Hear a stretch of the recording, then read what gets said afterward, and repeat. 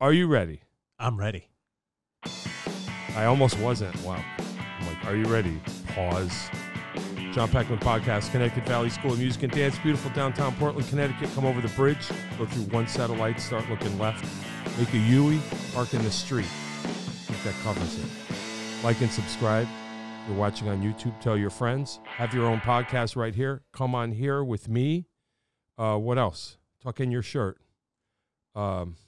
What else? Listen to your parents. What else?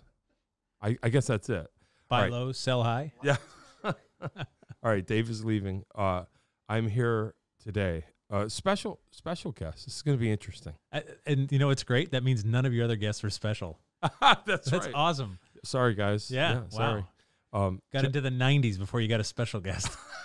Hey, you know what? That's good. That's fine. No, I'm honored. Jeff Belanger. Yeah. My cousin-in-law. I think so. By marriage, yeah. Yeah, whatever, something like Right. that. But anyway, Jeff Belanger. Wow. How do I, because we didn't even have a second. Like, how do you want me to, all right, so, hey, how do you want me to introduce you? Leo. I'm a Leo. Okay, he's a Leo. He's a Leo. He I likes meatloaf, I write the books. food. Right. An author. Yeah, sure. That's one thing. Yeah. Okay. Yeah. I'm a podcaster. A As podcaster. well, like you. Oh, yeah. Hey, that's funny. Me That's too. right. Yeah. And then I'm the writer and researcher for the show Ghost Adventures on Travel Channel and Discovery. People may have seen that. Hey. Maybe. Hey, of course. No, I told one of my students that you were coming. She's like, really? Because I just a long shot. I said, she goes, he's going to be here? So, yeah, people say that again, slower. Ghost Adventures on the Travel Channel. Ghost Adventures. Yeah. So since episode 1, every episode, I was the writer and researcher. So it's been a pretty amazing, 15-year run, which is a long time for a TV show to go. Isn't it? They don't go that long Wow. in general. So that's not my fault. And it's still going. It's still going, yeah. Wow. People watch them, which is great. And then I also I host a show on PBS, which not nearly as many people watch, called New England Legends. And I've seen it. I'm in the area tonight. I do these story talks, these story tours That's right. You're going to Wallingford, my hometown, tonight. my library. Yeah. My childhood home stood right exactly on that spot. Oh, it's a beautiful building now. Yeah, Huge. it is. It is actually really cool. So the ghost of my childhood is Aw, that's nice. It's yeah, okay. that's good. Well, I will look for that. there. No, it was terrible. My childhood was awful. We'll Was talk it? about it sometime. We should talk about it now. That's called burying the lead. No, Where you just no, actually, my childhood was wonderful. It all went downhill once we left there, actually. Oh, all right. Yeah, that was the idyllic, that was the happy place. So, you didn't have any bills. No. You no, of had course no not. responsibilities. No. Everyone's like, wasn't life used to be simpler? Damn right. You had no mortgage to pay, no bills to pay. No. Your food was provided for you. Yep. Of course it was. It was simpler for everybody. Stop it. man. Live in the now. I don't know how much I should divulge because we have to talk about you. We should be honest. Okay. Yeah. So I grew up in that house. Yep. And I think I might have already told the story. I went back to visit. So we moved away in end of 4th grade. Went back to visit the old neighborhood just in time to watch my childhood home get destroyed with a bulldozer Wow. in front of all of my friends. Nice. And I wanted to cry, but I couldn't because Boys don't cry. Boys don't cry. That's a song, yeah. and oh yeah, that was cool. And I never told anybody ever. Well, you know what I would do? I would edit this out. Oh, right. So then I You never told you anyone. just cut it, yeah. Then years later, I was watching a movie with my wife where that very thing happened, and I burst into unexplained tears. And I was finally like, wait a minute. My wife's a therapist. Yeah. The Times Now. I said, here's what happened. Yep.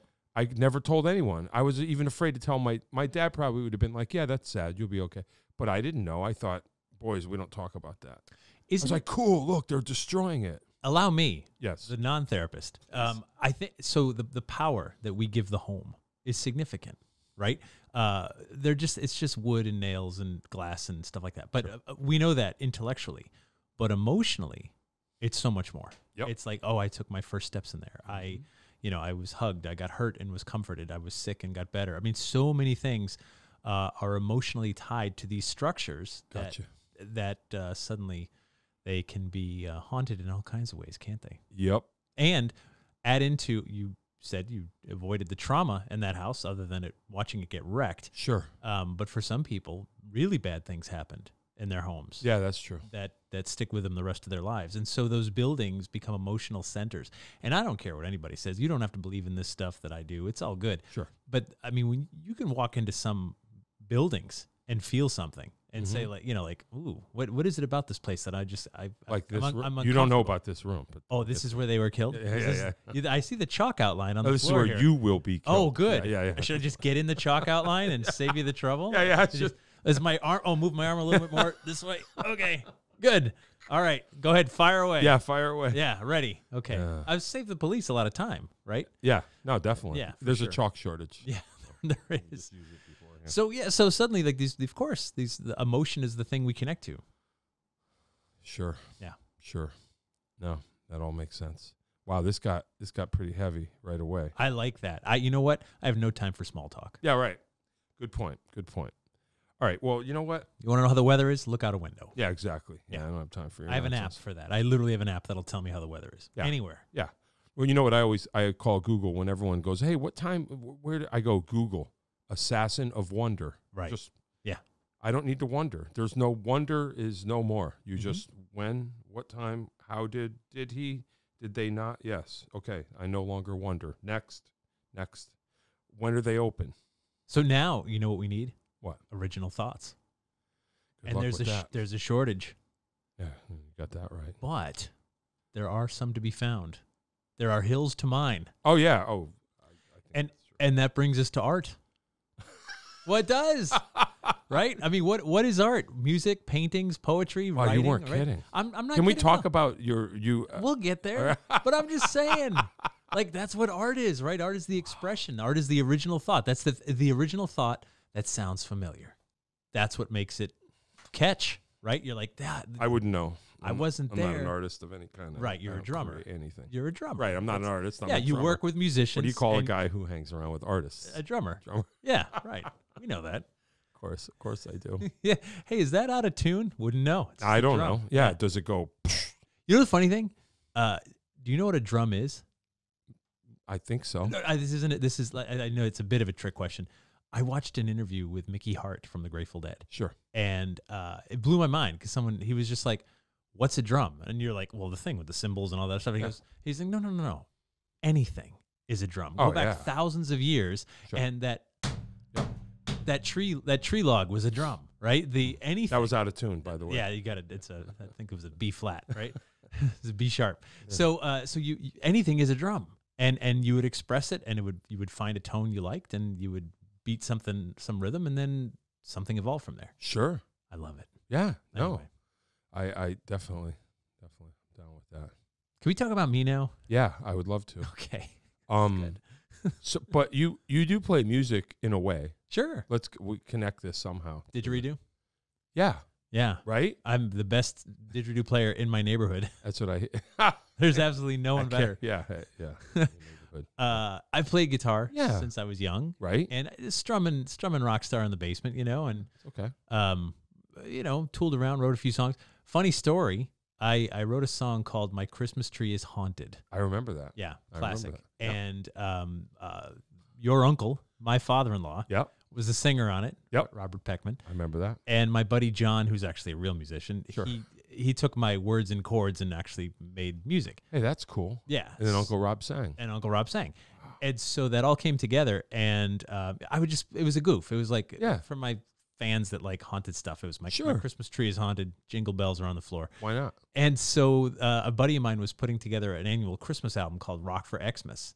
Okay. And he goes, "Hey, can we use your song? It's for a charity album." I'm like, "I think it's cool. Anyone even wants it. Sure, absolutely."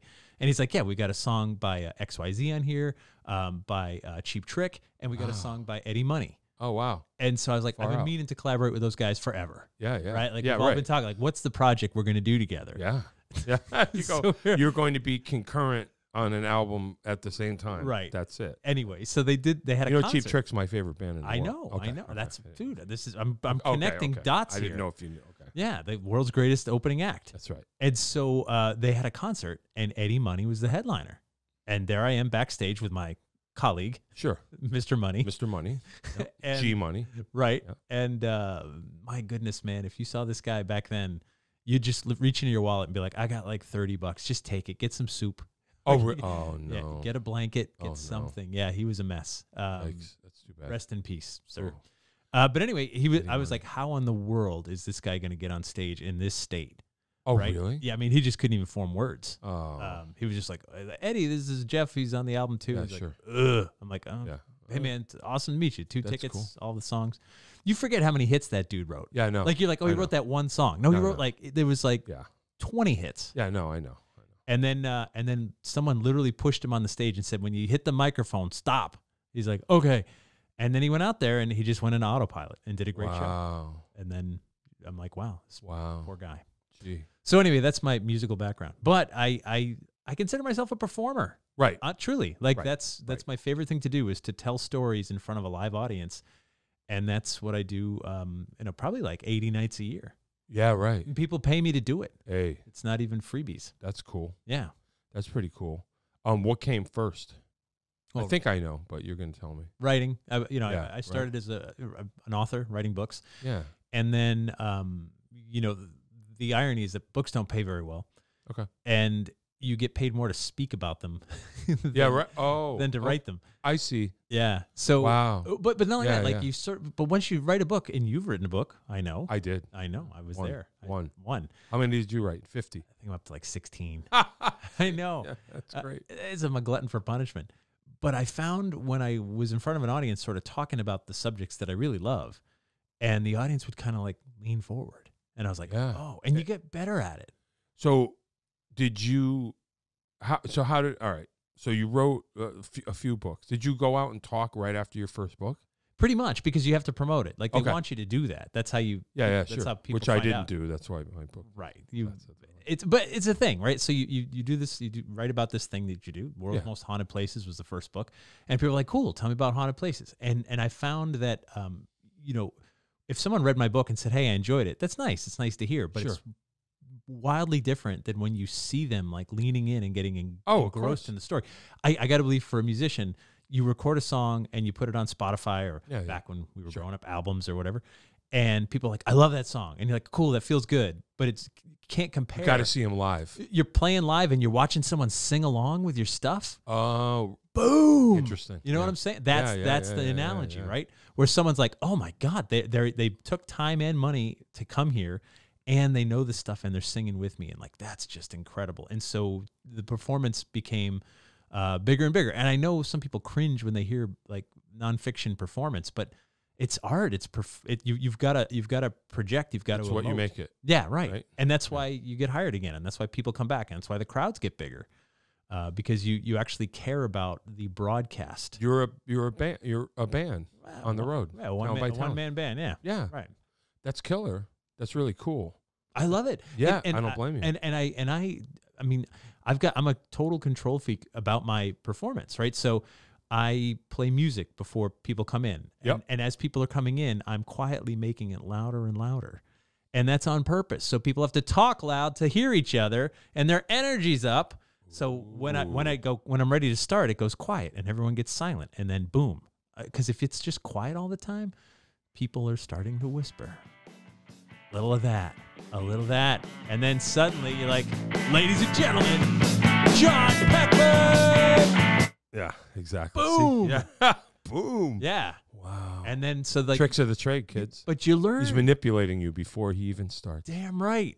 And I use humor to disarm you, and I'll get quiet and soft, and I'll pause, and then I bring it around, and that's the thing. Like it's an orchestra. An audience is an orchestra, and man, you've done countless gigs. Sure.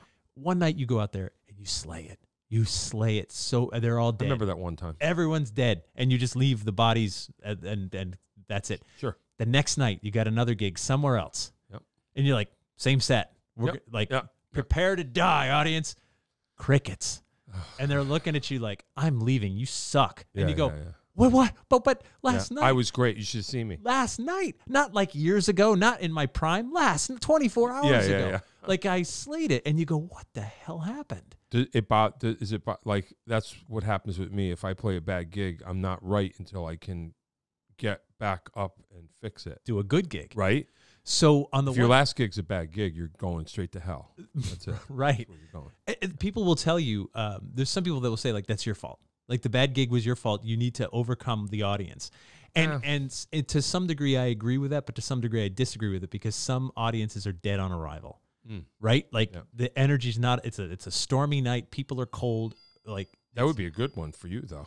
Dark and stormy night. That's what I'm saying. That would probably be the best. But that's the challenge you have. And I've got friends who are stand-up comics. Dude, talk about right. If you're a musician, like okay, they're not with me, but they're hearing the music, and I'll just fade in the background. Sure. A stand-up comic, if they're not laughing at your jokes, you're dead. You're dead. Yeah. You're literally dead. Yeah. And so I watch all that stuff. I watch comics perform, and I'm like, if you can overcome, if a comic, there's hope for all of us. Yeah, right. I don't think anyone has as tough a job as a comic. Not you, not me. Like, I think that's the thing where you got to step and have the confidence and the poise and the presence. Yeah. To be like, I got this. Did you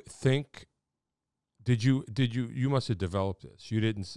So initially you're like, I'm going to be the remote author who just sends my work out to the world.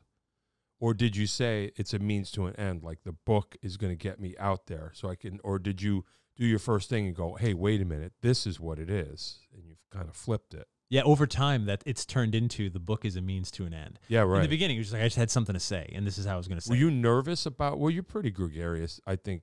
Oh, in the beginning? What? Oh, hell yeah, in the beginning I was nervous. Oh, okay, so you're just like, I got to go out and talk about my thing? Yeah. Wow. And public speaking is one of the people's biggest fears. Okay.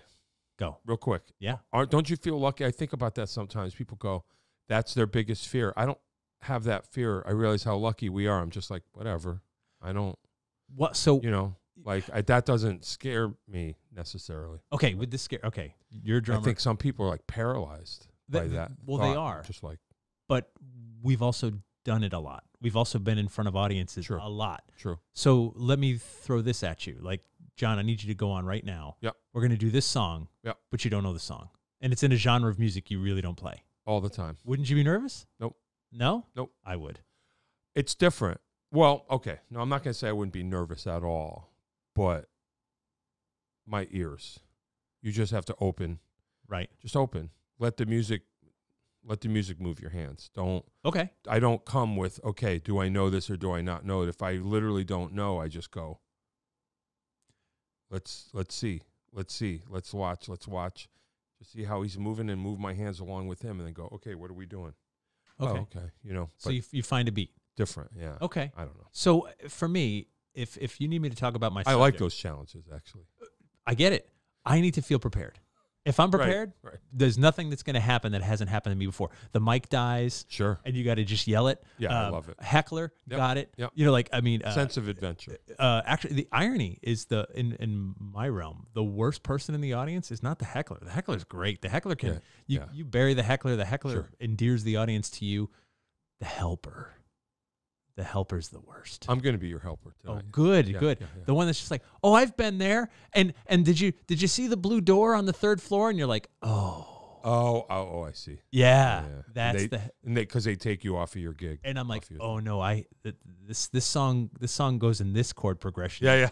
You're now playing, and you just threw it in a different key. Right? You're like, you brought your instrument. I didn't ask you to. Yep. And you just started playing it in a different key. And it doesn't sound right, does it? It's kind of like when you show up with that frickin' with the didgeridoo at the gate. People are like, wow. Doing this now? Okay. All right. Yeah. But the didgeridoo is never off key. That goes with anything. Right. I defy you to find a song that can't be made better with a didgeridoo. It's in the key of earth. It's in the key of earth. It's in the key of awesome. Yeah. That reminds me, Dave, he would say, speaking of that, there was, so we used to have an inn we're near Middletown, Wesleyan. Yeah. And he got a call. He said, can you play an alumni function? There's like an alumni party and they need a drummer at a frat house. Can you show up at 3:00 in the afternoon? It's after the football game or whatever. There's some alumni are going to play. And I'm like, yeah, sure. Do you know what kind of music it is? He's like, no, just show up at 3, bring your drums. So I literally, the place was empty. Everybody was at the football game. I set up in the fraternity house, just waiting. Yeah. And then all of a sudden, these kind of old timers came in. They go, "You're the drummer?" And I said, "Yeah." They go, "You ready?" And I'm like, "Sure." What are we playing? Like, what are we going to play? They're like, "Oh, Dixieland." They didn't. Guy comes in with a tuba, Yeah. and I'm just like, never in my. I'm just like, okay. They're like, you play Dixieland? I'm like, Do I? sure, yeah, sure, yeah. So I didn't even know what the style of music was going to be before they walked in. So and at the end, they were like, "Oh, you're great. We're going to." We should tour. And I was like, I didn't do any. I just followed you. So Yeah. That's all. That's right. So my example, you've actually lived it. I have. Yeah, that's Sorry. good. Well, and something like that will make you confident for anything else that comes your way. So far.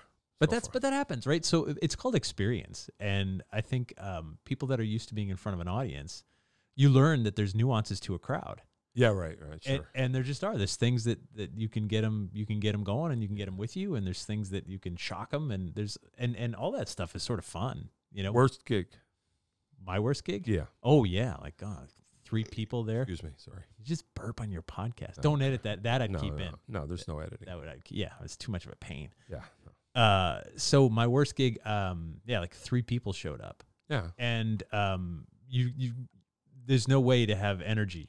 Yeah. In a room with 3 people. That's so what you do is you throw the game plan out the window. Yeah. And I just sat down and I said, "What do you want to talk about?" Yeah. I'm literally going to take requests. Hey. Right? And then Freebird. That's what they said. I'll be like, "You got it. If I leave here tomorrow, would you still remember me?"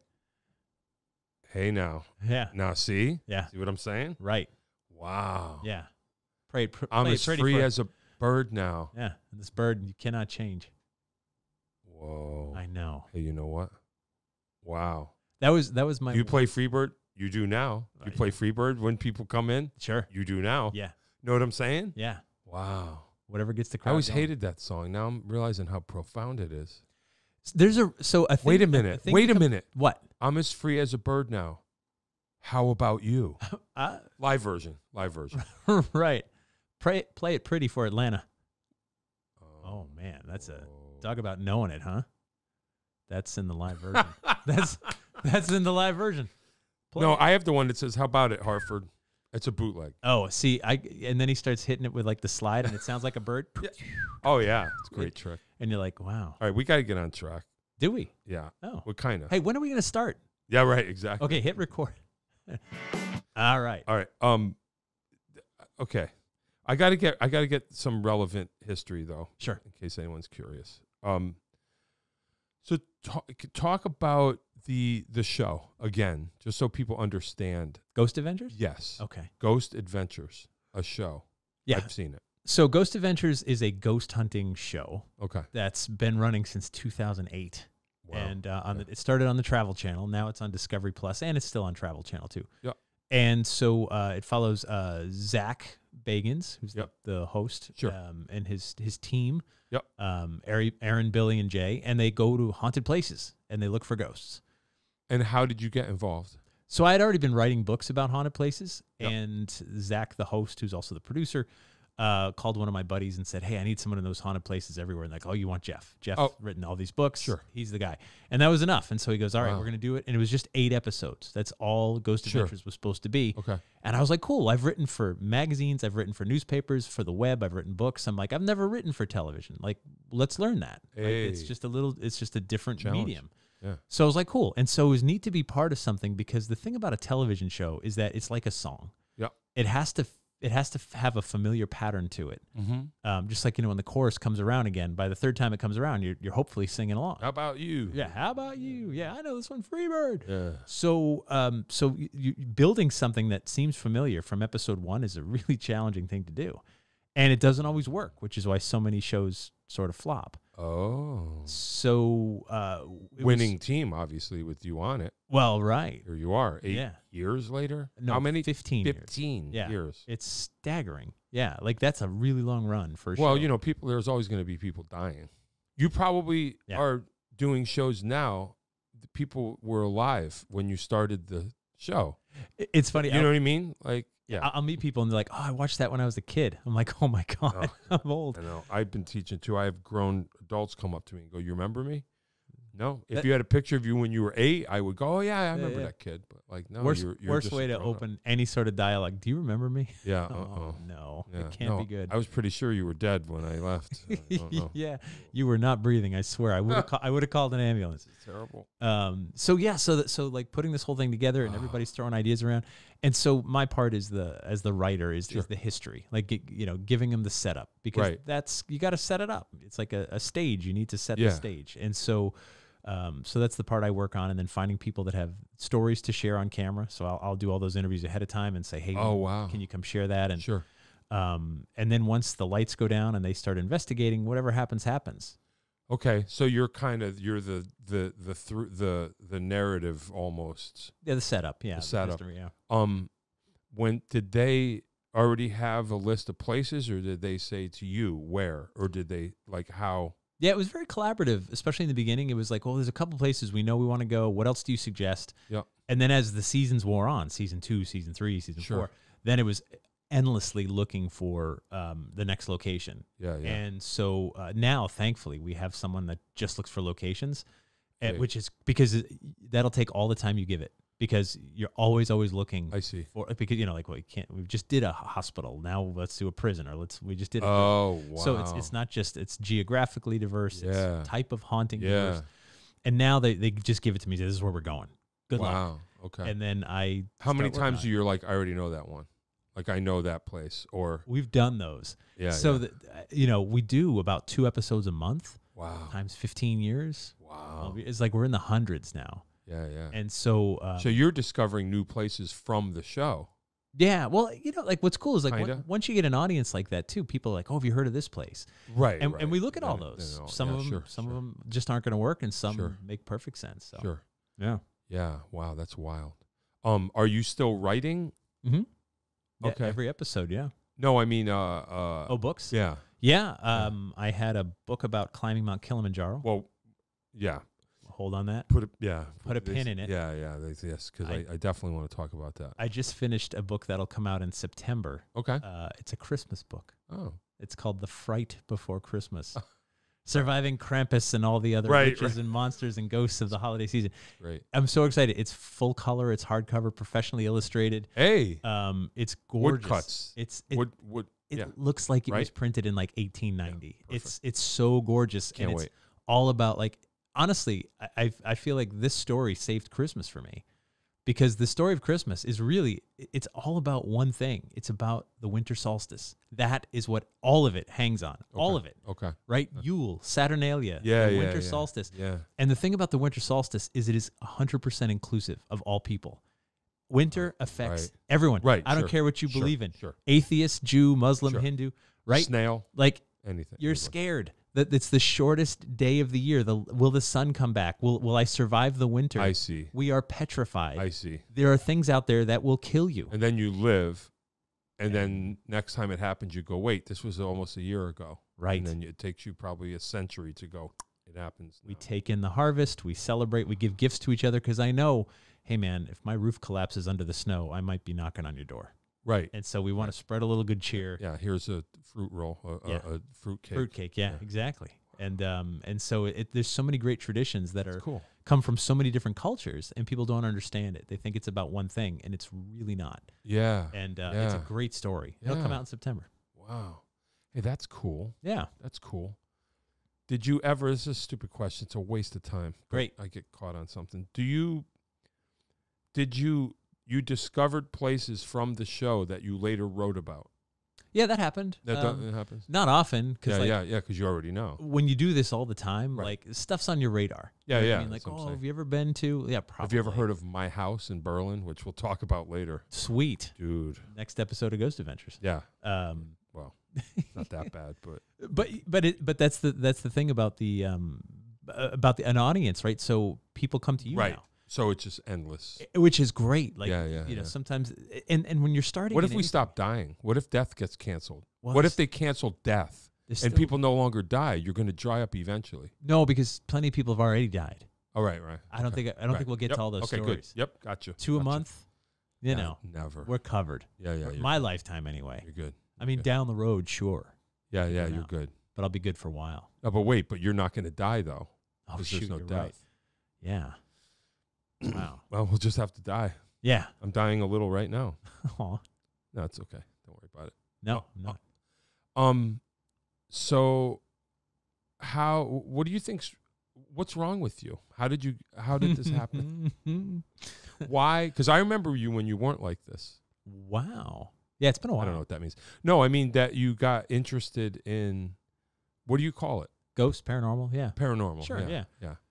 So I mean, I grew Always? up around it. Yeah, as a kid, like I grew up in Sandy Hook, Connecticut, Right. and so right. you know, I had friends that lived in haunted houses, and Ed and Sure. Lorraine Warren from the Conjuring movies. Okay. They're the next town over. I would go see them. I see. In I high see. school and stuff. So it was always a thing. It was always around, and I was Yeah, always yeah. interested. But back then, the idea that it could be your job wasn't even a possibility of a thought, right? It didn't occur. Yeah. Like there were two How people. did it occur to you? So I started writing for newspapers and stuff in the 90s. And then I wrote Halloween features, and then the web came out, and then I started a website. I'm like, I want to learn how to Right. build websites. So I put my haunted articles on there, Yep. and it started getting a lot of traffic. Hey. And then I said, hey, tell me your stories, and people would share their stories. Right. And then I got my first book deal. Right. And then, like, it was one thing after another. It wasn't a plan at all. And then Right, one day I sure. went, oh, my God, this is my job. I can actually do this. I can do this. Yeah. And so Hey, that's cool. I don't know. I mean, if this was 30, 40 years ago, I don't know if I could have done it. Not without the internet, not without so many factors that came Right together. place, right time, I guess, right? Maybe, yeah. All those elements come together. Yeah. Wow. And what I love about it, too, just quick aside, Yeah, is sure. that I think that it touches on every aspect of being human, right? So, like life and death, spirituality, history, Sure. science and physics, if Sure. you want to get really nerdy, Yeah. it's all in there. Definitely.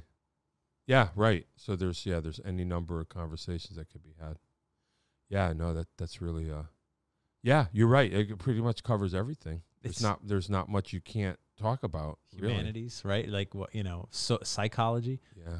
Yeah. sociology. Like, why do we keep ghosts around? Why do we believe in them? Yeah. All of it. Why do we?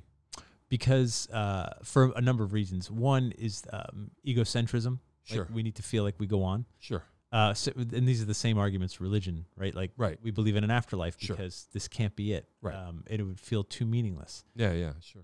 But also, I think all of us are a product of not just who raised us, but where we were raised. Uh-huh. And all the factors that go into that. And Yep. that's, I mean, so like the person who ran the grocery store had some impact on you. Not a huge one, but Sure. something, right? Yeah, and so like the definitely. person who like served your favorite sandwich shop, like all that stuff. Definitely. Your friends, Yeah. friends' parents. Yep. So all those things sort of come together, and they're a product of everything behind them and so on. So it's kind of like this direct connection backwards to defining who we are. Mhm. And sometimes we get haunted by things like unsolved murders or Oh, just the loss of someone. that where we just can't. we can't let it go. Yeah. And so we keep our ghosts around. I think it's everything to do with us, right? So I mean, shoot, I know stuff you've gone through. Sure. You keep spirits around you. Sure. Yeah, for sure. I mean, Why not? because you can't live another way. Right. Right. If you could, you would. Yeah, I think so. Because it's easier. Wouldn't it be easier to just Well, let go? Well, Of course it would. yeah, of course. But there's also value in holding on to certain things, especially, people that meant a lot to us. Yeah, right. Yeah, I think that's true. So you don't necessarily believe that ghosts exist, spirits exist independent of you think they're just memories. No, I think there's something more to it. Okay. But I do think that they stick around because we hold them here. Okay. And eventually, I mean, do you know the name of your great-great-grandfather? I don't actually. Yeah, me neither. Yeah. It wasn't a test. Like, I don't either. And so he's probably gone. Yeah. Right? Like, that's at rest because there's no I see. no connections left. Oh, I see. So it would make sense that we stick I see. around a generation or even two, right? Right. Like that to sort of see, but then eventually. But the more people that know you, we know George Washington or whatever. Well, there are exceptions, right? Historical exceptions of Yeah. people that were just so profound, so Yeah. big, Yeah. that lots of us still talk about them. Yeah. And so, sure. So Washington and great poets and musicians and artists, we remember them. So I don't know what you call it, a ghost encounter. Mm-hmm. Projection of our mind, or Maybe in some cases, but in others, and that's if you're Yeah. alone and you see dead grandma, yeah. maybe, But what happens when there's like 2 or 3 or 4 of you and you see something and all of you see Yeah, it? right. And you go, okay, my dead grandma was connected to me, but not to you. Like, what's going on here? So I think in some cases it's more to it. I wonder if they connect, if they visit us to stay alive, to stay, if they are indeed independent, which we don't know. I think it's us. I think we need them. We need. There's something we need, and that's why we keep them around. Yeah, yeah. We summon them in a way, and it's a subconscious thing. If I knew how to do it on command, believe me. Oh yeah. We have cameras rolling here. We would do it right Go now for and it. be like, boom! Wouldn't that be like, we blow up the hits? Yeah, I might get 100 views. Whoa! Yeah, I'd be my mom 100 times, but it's cool. 99 times. Yeah. But yeah, no, that's the I 99 views and your mom ain't one. She's How about right. that? Yeah. That? If I knew how it all worked, I swear I'd tell you. Sure. No, I know. Well, we're just Yeah. I'm not like, hey. No. And be skeptical. We should be, because I mean, not everything is a ghost, but they can't all be explained away either. Yeah. So what is your continued interest? It must be interesting in how, like you say, if you travel around and the myriad different experiences reflect the culture, that must be interesting, right? Yeah. You know what I mean? Because that, like you're saying, that feeds into the whole thing is the context, their social context, their memories, who they know, how it manifests itself. That must be where the interest is. It's an incredible way to see a place. And right. there's nuances. Sure. I guess that's what I'm saying. In the U.S., right? So you go, you go to the deep South and it takes a more religious bend, right? Like, whoa, we don't talk about that. It's angels or demons around here. And you go, oh, does it have to be that extreme? Yeah. New England, where we live, I think we're a little more matter of fact. Oh, yeah, they say that building's haunted. You want to get a pizza? Yeah, right. You're just like, okay. Sure. It's Old England over in the UK. Yeah. I mean, this past summer, I was we got to stay at this haunted Coombe Abbey. Okay. It was the oldest part goes back to like 1150. Oh. You know what I mean? And you ask, oh, that's before noon. I'm not even awake. Not 1150. even 1150. Can you even conceive? And so I was like, is this place haunted? They're like, don't be daft. Of course it is. Like, yeah, right. Yeah. They just take it for granted. Yeah, like, yes, it's haunted. And there's actually signs up that talk about their ghosts and stuff. And it's just a thing. It's a feature of the building. Yeah. A great place, great story. And California, like, oh, it's the earth energies and we're going to feel this. Wow. And I'm stereotyping and forgive me. No, but, I see what you're saying. But like different places hold on to their ghosts in different ways. Yeah. And that's interesting. It is totally interesting. Yeah, That's the sociology part of it. Right. Where you're just like, and it's business. Sure, like there's places that are like, we offer ghost tours. You know, we're a museum all day long. And then Yeah. at night we do the ghost tours. Yeah. Oh, yeah. Yeah. So, I mean, it's commerce. Yeah. Well, why not? Yeah. Because you want to And go. so are you. You know, I we know. all are. I get it. I get it. Yeah, sure. You want to go and you want to see a ghost at your place. I want to go to your place, see the ghost, and then leave and go to my not haunted place. That's what people want, right? Yeah, sure. It's like, I saw a ghost and now I'm safe. I'm back home. Yeah. Wow. Little do they know. Little do they know it followed you. Yeah. Wow. I guess a stupid question, but what the hell? We always want to ask. Were you because I imagine this is what people might want to know. Where were you the most freaked out? The first time I saw what I can only term as a ghost. Sure. I was in Paris, France. Okay. And I was below the ground in the catacombs. Okay. Alone. Okay. Because no one would go with me. Yeah. And so I'm down there and I'm walking around like millions of human skeletons. Sure. All around you in this very like intricate macabre pattern. And I was walking down this long straightaway and I see this man step out from one side and go to the other and back again. And I just froze. And I went, okay, wait a minute. Like, I'm alone. No, the hallway's narrow. And I thought, okay, maybe this is a side tunnel. And I missed it. And that's the way out. So I keep walking and there's nothing there. And I went, if that's not a ghost, I don't have another word for it. It was like 11:30 in the morning, sound, mind, and body. 11:50. 11:50. Hadn't been drinking. Right? Like, not yet. Not yet. Not I would before get to noon. that. Never before noon. No, I would get to that later. Right. But it was one of those things where I went, I'd interviewed hundreds of people about their ghost experience, but I was like a journalist. I took it as like, well, I believe that you believe. I don't think you're lying to me, but I wasn't there. Sure. So I can't say yes or no. Sure. But in that moment, I went, oh, this must be what they mean. Like, I can't explain this with another word, but ghost. Right. And if you weren't, well, I guess you weren't a journalist in that moment, but I mean, if you were just a regular person and saw that, you'd be telling that story for the rest of your life. The analogy I've used is that it's like a lightning strike. Yeah. Lightning strikes the earth hundreds of times a day. Apparently. Not usually right near where we're standing. Okay. If it did, Yeah. you'll never forget it. Right. Okay. You know, Sure. you're outside by the tree and then zap. Yeah. You'd be like, oh my God, Yeah. guess what happened to me? Yeah. Except people will believe that. Right. Right. Meanwhile, it's nothing extraordinary. It happens every day. Right. Yeah. Sure. Every single day it Yeah, happens. And yet, That's interesting. but it's quite a story if it ever happens to you. Yeah. Wow. Okay. But that's it. Like, I thought you were going to say, oh man, you know, one time a demon came out and you're just like, I thought I saw someone walk across. That's it. Isn't that enough? That's it. What do you want?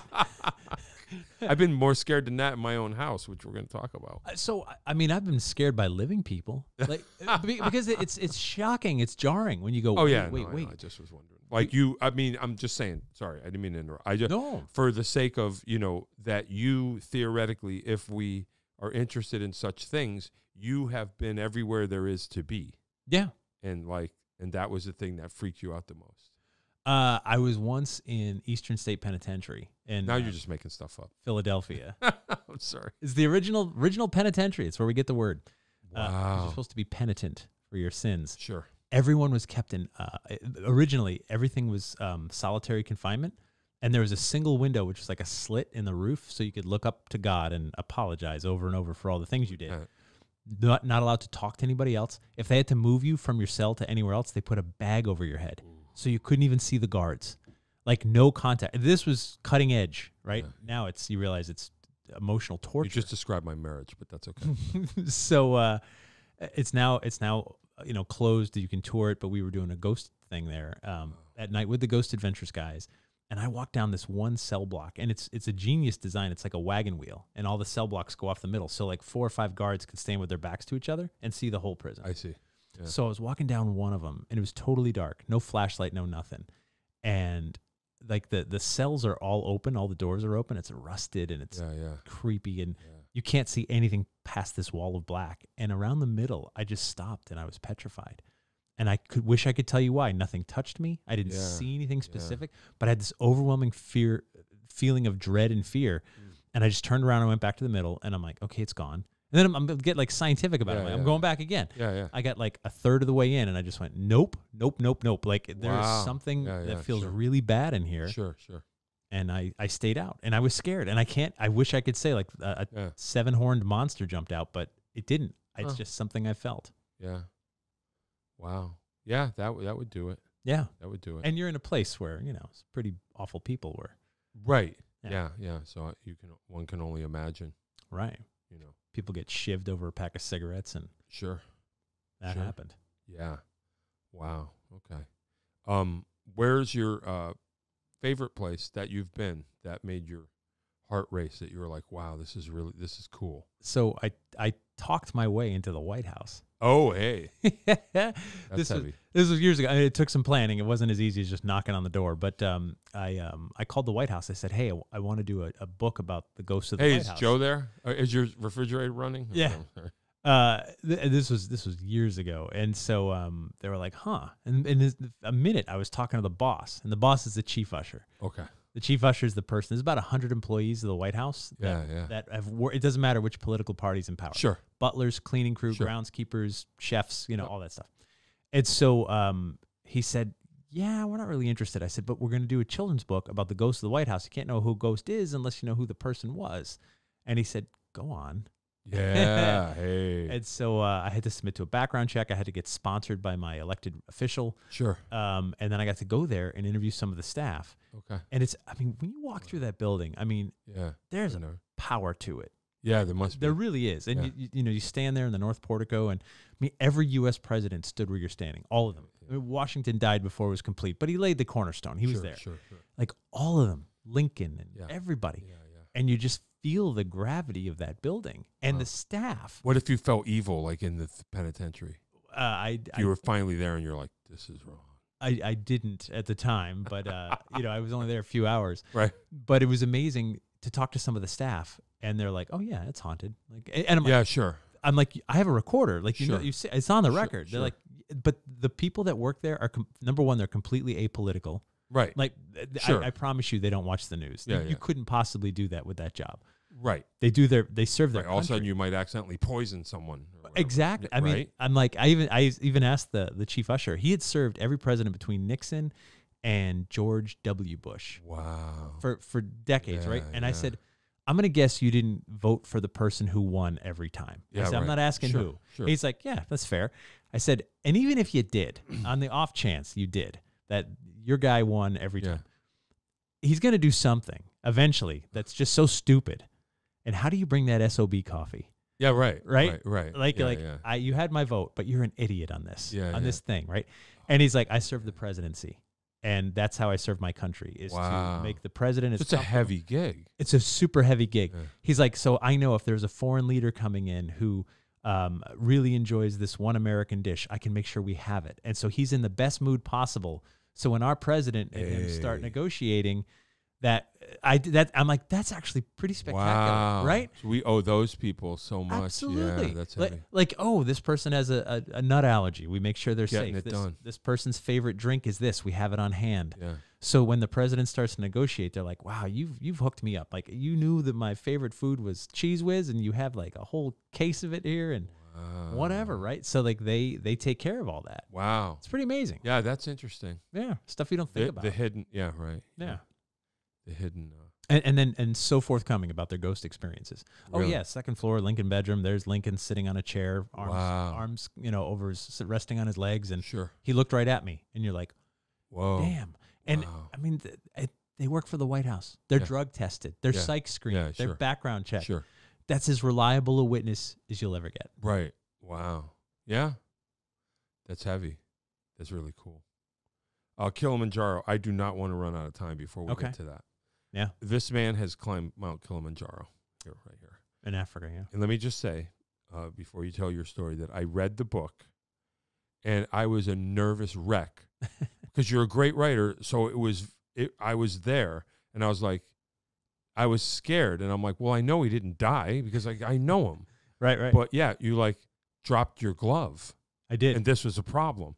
Yeah. Yeah, Big one. yeah. I really enjoyed that book a lot. Thank you. I really did. So tell us the story. Yeah. So I've been a hiker since college. And Okay. I like hiking the mountains around New England and stuff. Sure. And Kilimanjaro, I also took 2 semesters of Swahili. in Oh, college, okay. Which is the language of East Africa, and Tanzania and stuff. Oh, And so, which is a weird story in no time, but whatever. Yeah, So I had a language requirement. The teacher was the original lead singer and founder of Sha Na Na. oh, Can't make that up. wow. Yeah. Yeah, that's weird. Yeah, he wasn't on the TV show. When they got the TV show, he That's- left, went to Africa to find himself. Oh, sure. I had a girlfriend. She's Canadian. You wouldn't know her. Yeah, right. So Dr. Leonard. Anyway, Ah. in 2014, my brother-in-law Chris was diagnosed with cancer, Right. and he was stage 4 when they discovered it. Oh. And so it was bad, and it was basically a death sentence. And so he spent the next like 2+ years dying. And in that time, he and I got a lot closer because he's like, dude, Sure. you're into some weird stuff. Yeah. And I said, yeah. And he's like, I'm going through something pretty weird. I'm like, you are. That's Whoa. true. So we talked about like dying a lot Yeah, because yeah. he could talk about that with me. And I was curious. I was Yeah, just sure. like, wow. Like, and so by the time he was down to his final like weeks and stuff, and I got to have like some of the most profound conversations of my life where he talked about Sheesh. just, he was seeing his grandma Wow. like out of body. He was having out of body experiences yeah, near the very sure. end. And then, and my nephew was, God, he was 4 at the Mm. time. And I'm like, oh, he's going to be without a dad, And it was really heavy, like Yeah, all of it. My that sucks. sister was in denial for a lot of it. And, He wasn't. no, he knew. And honestly, by the very end, like he just became this enlightened person, Yeah. which is great, right? Yeah, like, yeah, sure. so just that to have that peace at the end. Yeah. That's the only thing we want. So he passed away. He was 46, Wow. and I was a couple years younger, and I was like, wow, it was a blow to the family. Yeah, Wow. sure. And then it was like 6 months later, I was at this charity event we were doing to raise money. It was this haunt. It was like a ghost hunt. And a friend of mine from the Leukemia Lymphoma Society said, hey, we've got a new charity event coming up, and I've done stuff for them in the past. I was like, Amy, I'll help if I can. I'm really, really busy. Yeah. She's like, we're going to climb Mount Kilimanjaro to help raise money to fight cancer. And like, the record stopped. Yeah. Everything paused. And the first thing you thought is, Megan's going to kill me. I was like, I'm going to do this. I can't imagine saying no to whatever comes out of her mouth next. Right. She's like, we're going in March. I'm like, that's a historically good time of year for me. Like October is very busy, right? Like I'm super busy in the fall. I'm like, March next year. I'm like, and we're putting together a team. You train, you do this thing. And I was like, and this has been on my bucket list, and raise money for cancer. And I'm like, how many times does the universe hold something out on a golden platter for you? Sure. Not a lot in my experience. Sure. And so I was just like, yep, I'm in. And, Sure. And my birthday was like 2 days from then. And I was just like, so Megan, my wife, I was like, so I got to go do this. Yeah. And she's I know like, what you mean. yep, you do. Yeah. Well, that's cool. And I was put together with 4 other strangers that none of us knew each other. We trained all through the winter. Yeah. And it was so life-changing. Yeah. It's the highest peak in Africa, 19,341 feet tall. It's one of the 7 summits, the tallest summits on each of the continents. And it's doable. It's not a technical climb. 1 down, 6 to go, basically. So, yeah, 6 days to the top, 2 days to get back down. Living in a tent, which is I'm not a big fan. No, I know. Like I don't mind getting dirty, but I want to shower. Yeah. At the end of the day. No, the book was was gnarly. It's so to get up into air that thin, but also for life to get that simple. Yeah, sure. No cell phones. Yeah, right. No email. Nothing. Like your one job is no breathing fast. No breathing, Nothing, hardly at all. Yeah. Just sleep, eat, get to the next camp.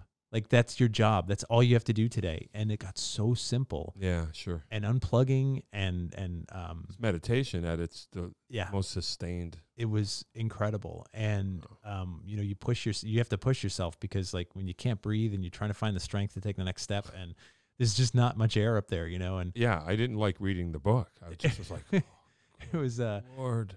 At the end, it was pretty rough. But then like the sunrise, man, like wow. So yeah. I got a tattoo of it, actually. Hey. It's my only ink. Hey. My only ink. That's heavy. That sunrise changed everything, man. And I felt Chris next to me. And you still feel the change stay with you.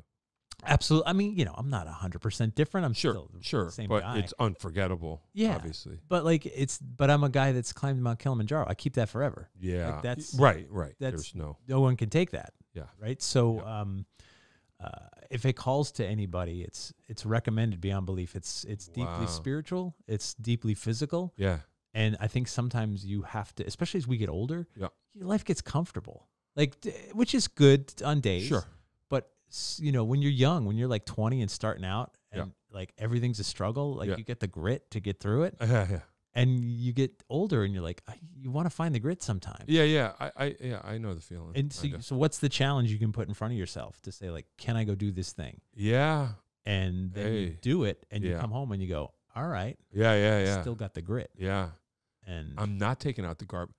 You take out the garbage. How about? Okay, I'll take out the garbage. No, I'm saying that's what you say to Megan. I got the grit now. That flew for like a minute. Not even like, yeah, that's cute. No, you take out the garbage. It's so funny. So like, all right, Mr. Kilimanjaro. Anyway, so like fame, right? So I go to like do these events and stuff, and like, okay, this sounds stupid to say, it's dumb, but like I am famous in a certain circle. Sure, of course. Right? Like we go to the grocery store right now, like there's an off chance someone will be like, hey, I saw you on Discovery or whatever. But sure. But it probably won't happen. Yeah. 99% chance. Nothing. But it does. But at the events, like you're weekend long events, rock star. You're a rock star. Yeah, sure. And so like people want autographs and they want to take selfies and they're buying your books and they're hanging on your every word.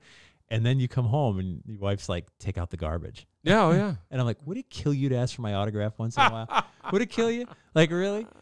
Just pose for a selfie with me, something. Throw me a bone. Like, I was a really big deal yesterday morning, and now I got to cut the lawn and take out the trash. Yeah. Wow. But it's sort of fun because I get to. It would be weird to be that famous, like where you couldn't walk down the street. Yeah. I like my low level of like. I'm not even D-list. I'm like somewhere further down the alphabet. Oh, that's okay. But I but you connect with people genuinely. So like you say. But I like what I do. Yeah, right. You know? right. And so like tonight's I'm psyched for it's going to be. Well, but in a way, it's whatever. It's better because you're connecting directly with people genuinely. If it's a smaller number, rather than just ephemerally, just because they like your song for a month. Sure. And everybody fantasizes all over you, thinking that they know about your. Yeah, it's like that's superficial. At least you're doing it, brick by brick, kind of. It's the best way to do it. I'll tell you.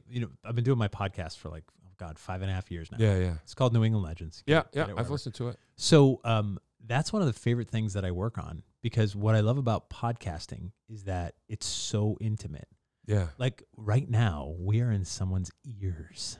Yeah. We're in their car with them riding to work. Ew. Right? Ew. Maybe they're on the toilet. Maybe they're on the toilet. They are. Maybe they're. You are. You're on the toilet, aren't you? Out there. Maybe they're cooking dinner and on the toilet. On the toilet and listening to us talk right now. And but it's so intimate, right? Because we're talking. We're just two dudes talking. Oh, you're freaking me out now. I can't do this anymore. But if they were all here watching, it's different. Yeah. You and I could do it. If there was sure.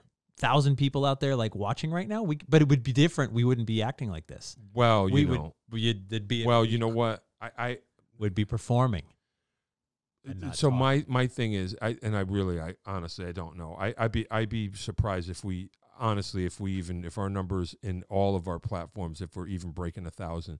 But I don't care. And Dave tries to tell me the numbers, and I don't want to know, because either I'm going to be sad or I'm going to welcome to the thing. And I'm just like, you know what? No.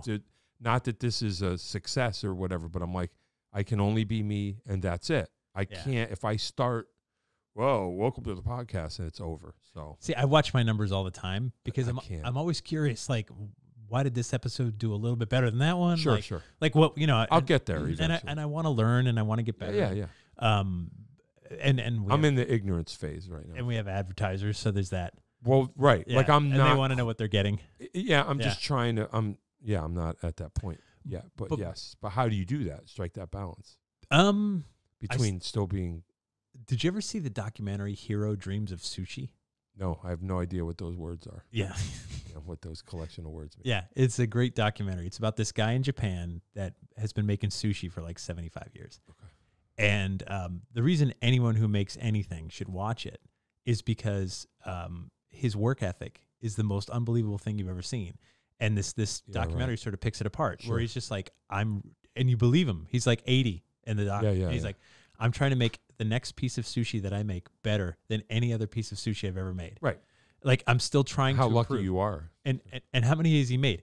So when you start learning a musical instrument, let's say you've never touched a piano in your life. Sure. Today's day one, right?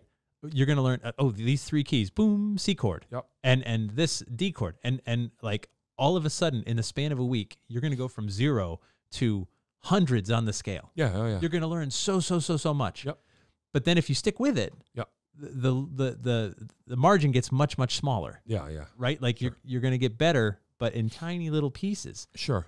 But you should still want to get better. Oh yeah. Oh, definitely. And so I think one of the mistakes that I think everybody makes around midlife, right? Mm-hmm. If you've been playing guitar your whole life, if you've been playing drums your whole life, sure. What do you do to get better? Right? I mean, you can practice and you can keep learning the next song, but how do you shake it up? What can you do? What challenge can you put in front of yourself? Yeah, get in a situation. Because if you think you're the best at something, how do you're done? Why would you play one more note? Yeah, no. If you thought I'm the greatest guitar player on earth, well then stop. No, because there's nothing else to do. Never. Yeah. So that's you look at elite athletes, you look at the greatest musicians, the greatest artists. Yeah.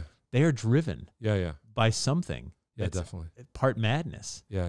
And I love that idea that my best days have to be in front of me. Yeah. They can't be behind. Right. Yeah. Because otherwise I'd hang it up. Sure. For sure. Yep. I hear you. No, that all makes sense. Yes, I believe that too. Yeah. All right. I don't want to run out. Let's do real quick. Yeah. Desert Island albums musically. Oh my. A handful that would define you. Okay. I'm a deadhead. I admit it freely. Okay. Yeah. So probably some bootlegs. Yeah. I need some of that. I also like Willie Nelson. Hey, yeah. Yeah. Some Roll Me Up and Smoke Me When I Die. Sure. And I like rap. Yeah. Like Right. old, like 80s and 90s Sure. rap. Yep. Run DMC. You used to have the welcome to our fashizzle or whatever. Welcome Matt or whatever. My welcome Matt used to say, for shizzle, welcome to our hizzle. Yeah, right. Yeah, that rotted away, the poor thing. But Oh. yeah, so, oh God, I you know what? Once I turned to Spotify, Yeah. I don't think I could live without it. Oh, really? Yeah. Wow. And I know the album, the album as an art piece, Yeah, sure, right, sure. is important. Yeah, yeah, yeah. And I do listen No, to I know. albums. I hear you. But at the same time, like Right. that's a really tough question to answer because I jump around a lot. Yeah, yeah. Well, I think we got an answer. All right. Cool. Desert Island food. Pizza. Okay. Yeah. New England. It's perfect food. Yeah, yeah. Yeah. Pretty much. Pretty much. It can't be improved. Right. Yeah, yeah. No, I agree. I agree. You know what? Let's go. Okay. Let's wrap it up because I don't want to run out. We're at about an hour. It would be tragic if we ran out. If the camera ran out. So real quick, tell us who you are again, what you're doing. You're going to be in Wallingford tonight, of course. They can't go. There's no one's going to see it. No one's going to see this before then. Yeah. My name's Jeff Belanger. I write about weird stuff and I podcast about it and I work on TV shows about it and things that bump in the night and scare a lot of people and make us ask big questions like, are there ghosts? Is there life outside of Earth? And do we know all the strange creatures that walk the planet with us? Hey, and always trying to get better. Always. And you can see it. You can see him get better. It's not a shtick. Trying. Well, yeah. When it becomes your job, right? Like you owe it to your livelihood. I agree. I 100%. Like I have to get better or I could starve. What's the point? Well, I could literally starve. No, I know. Hey, I'm right there with you. I have to. Right. I can't say, well, I don't know how to explain this to a kid. I have to figure out like, okay, how do I do this? Because I need to survive. So yes. Right. I do understand. I understand that. All right. I'm going to press the button. Glad to see you. Good to see you. Yeah. Well, I'll be there tonight. Oh, good. Don't heckle. No, I won't. Don't help. No. I just got to keep my mom quiet. That's going to be the hard part. So you have one job. That's fine. That's fine. All right. Jeff Belanger was here. I really appreciate you coming. You didn't have to do this. I realize. I know that. you said that a bunch. Well, you don't. And I knew what you meant. I knew. Hey, I knew it would be fun. Yeah, I knew that it would be, and I appreciate it. And you could say no. You could have said no. I had to drive all the way down here, and so it was either that and like just sit in the parking lot till I started. So right, it's good to see you. So you heard it here. This is marginally better than sitting in a parking lot. John Packman Podcast is better than sitting in a parking lot. That's going to be that's it. That's a t-shirt. New mug. John Packman Podcast. It's better than sitting in a parking lot waiting for it to start. Connecticut Valley School of Music and Dance, beautiful downtown Portland, Connecticut. Come over the bridge, go through one set of lights, start looking left for the neon red sign and park in the street. Jeff Belanger was here. He would be in Wallingford tonight. Hopefully, maybe somebody will be. And I guess that is all, right? See you next time, kids. Thank you. Thank you. I really appreciate it. Good seeing you, John.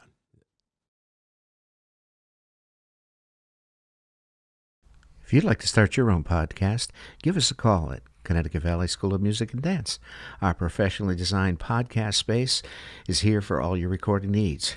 Rent out our studio to do interviews with up to 4 people, to record audiobooks, social media content, and all other recorded material. Our rentals include a private studio along with our professional-grade podcasting equipment, and we can customize your output to whatever your needs are. We also have green screen capabilities, which will expand to video capability if you so wish. So check us out here at convalley.net/podcast.